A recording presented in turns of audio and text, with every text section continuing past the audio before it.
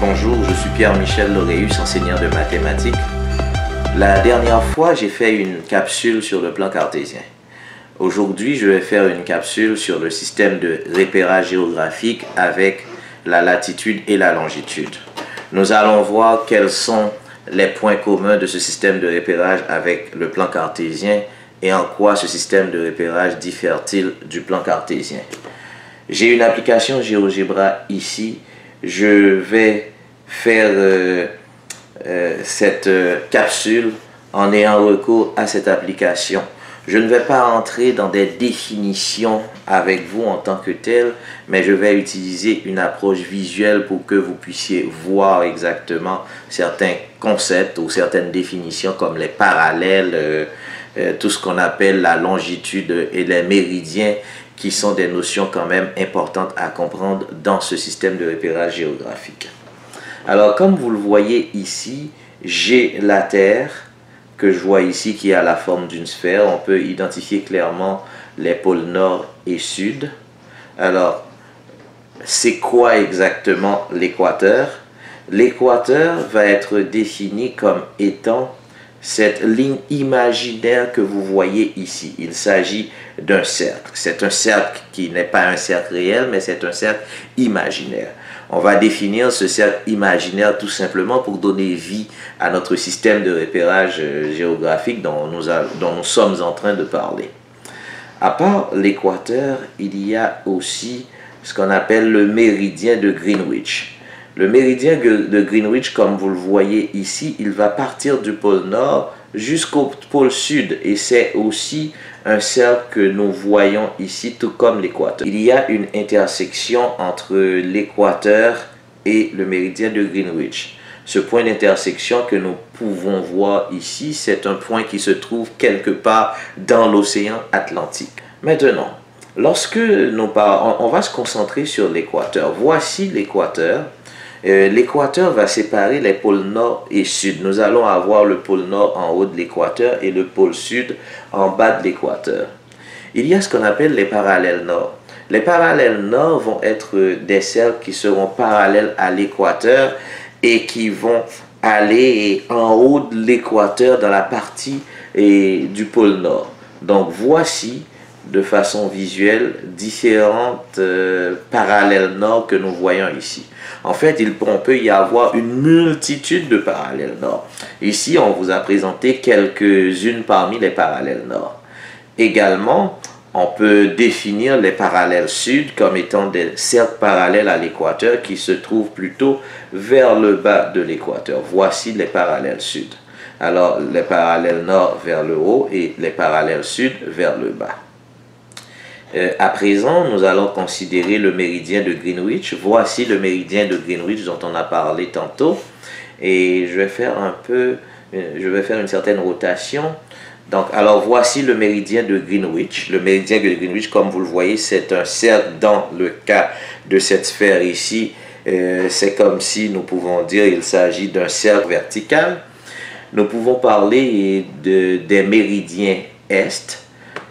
Voici les différents méridiens est. Comme vous le voyez, comme vous le savez, nous avons le nord vers le haut, le sud, l'est vers la droite et l'ouest vers la gauche. Donc les méridiens est vont être également des cercles,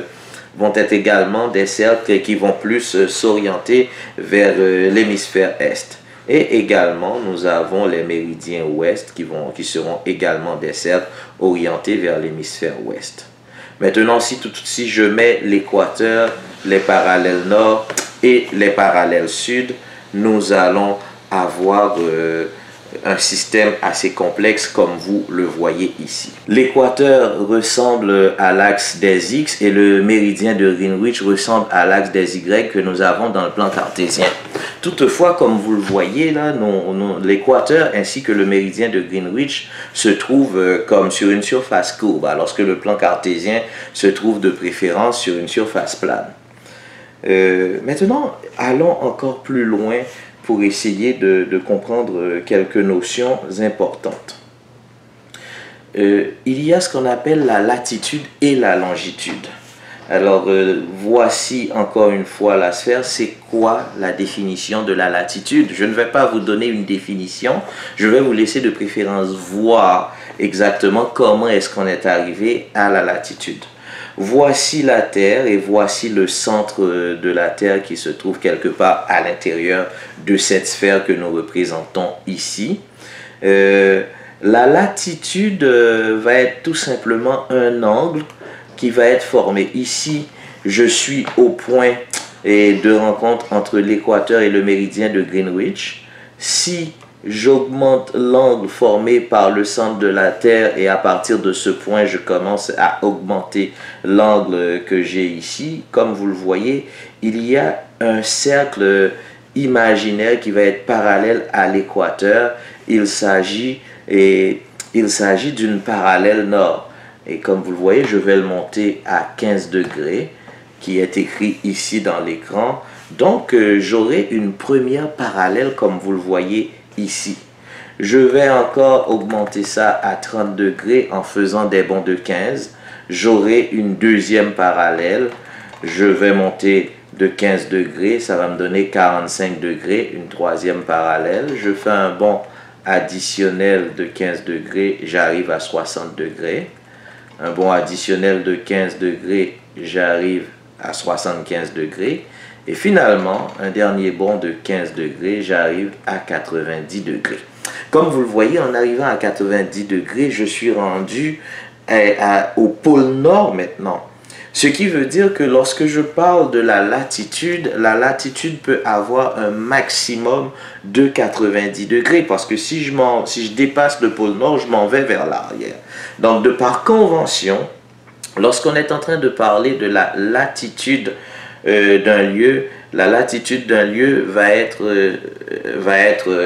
une valeur lorsqu'on parle de la partie nord, comprise entre 0 et 90 degrés nord ou bien entre 0 et 90 degrés sud.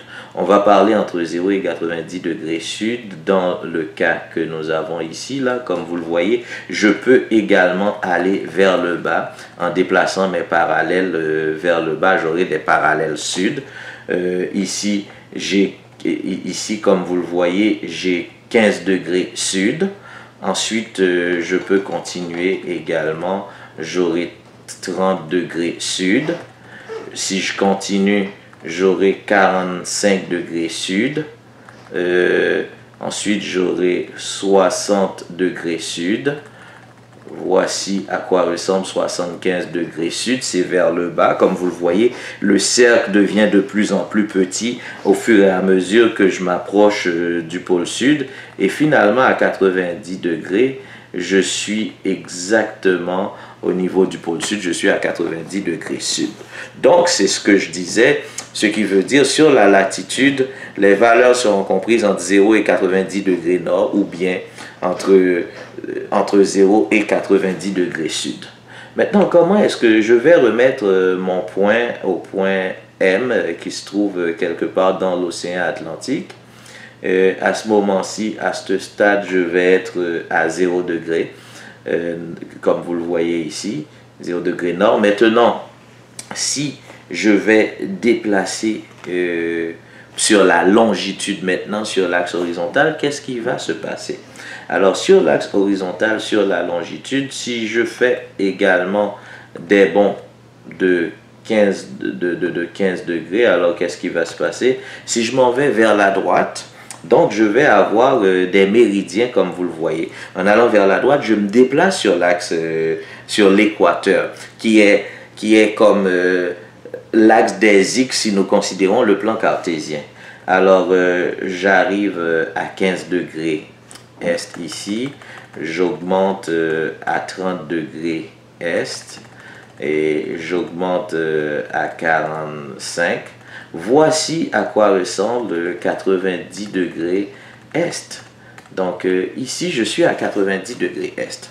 Comme vous le voyez, si je m'arrête à 90 degrés est, il y a un ensemble de points qui se trouvent au-delà au-delà de l'angle de 90 degrés qui se trouve en arrière, comme vous le voyez, de la sphère. Je vais négliger ces points. Donc, pour ne pas négliger ces points, il faut que je puisse considérer que j'ai la capacité d'aller jusqu'à 180 degrés est, comme vous le voyez ici. Alors, en allant à 180 degrés est, comme ça, je ne vais pas perdre ce que j'ai en arrière. Et de la même façon, je peux dire aussi que sur cette sphère, je peux aller vers la gauche pour prendre les méridiens ouest. Et également, je peux balayer toute l'autre région que je n'ai pas balayée tantôt. Il pour avoir un angle également proche de 180, donc 179 degrés ouest, comme vous le voyez ici. Lorsque je vais avoir 180, je vais dire 180 degrés est. Alors, voici comment est-ce que ça fonctionne. De cette façon, on peut dire que sur la droite qui représente la longitude, je peux avoir des valeurs de longitude allant de 0 degré jusqu'à 180 degrés est ou bien de 0 degré jusqu'à 180 degrés ouest. En faisant cette considération, je vais pouvoir balayer tous les points qui se trouvent sur le globe terrestre.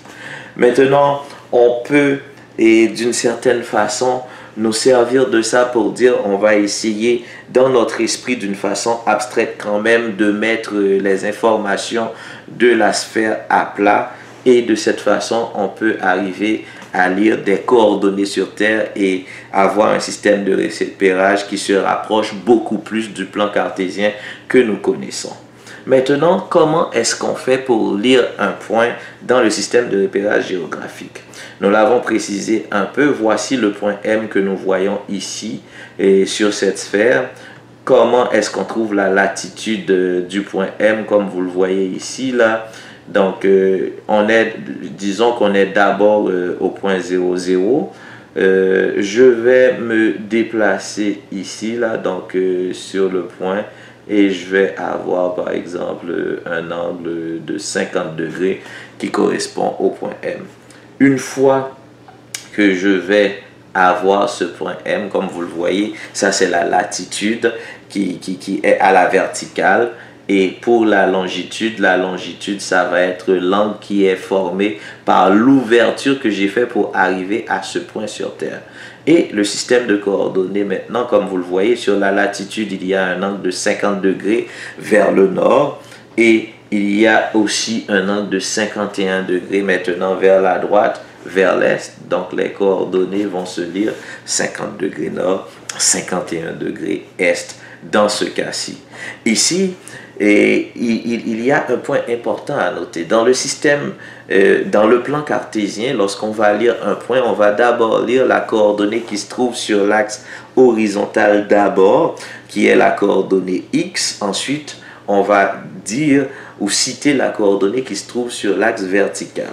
Cependant, dans le système de référence géographique avec la latitude et la longitude, on va d'abord lire la coordonnée qui se trouve sur l'axe vertical d'abord. Ensuite, on va lire la coordonnée qui se trouve sur l'axe horizontal. Ça, c'est une différence fondamentale à noter au niveau de la lecture des points, de la façon qu'on le fait dans le plan cartésien et de l'autre façon de le faire dans le système de repérage géographique que nous avons ici. Et voici d'autres points comme vous le voyez et que vous pouvez noter ici dans ce point que nous voyons sur cette carte ici. Si toutefois nous voulons lire ce point, nous aurons comme 75 degrés nord, 150 degrés est. Si nous voulons lire cet autre point que nous voyons ici, nous pouvons dire que ce point est un point correspondant à 30 degrés sud, 75 degrés ouest. Alors, merci pour avoir suivi cette capsule lorsqu'on va vous parler du système de repérage géographique dans votre cours de géographie et vous allez faire le lien avec ce que vous avez appris en maths et également vous allez bien établir les ressemblances et les différences qu'il y a entre ce système géographique et le plan cartésien que vous avez étudié en première secondaire. Alors j'espère que vous avez aimé cette activité et si c'est le cas, cliquez sur j'aime. À la prochaine.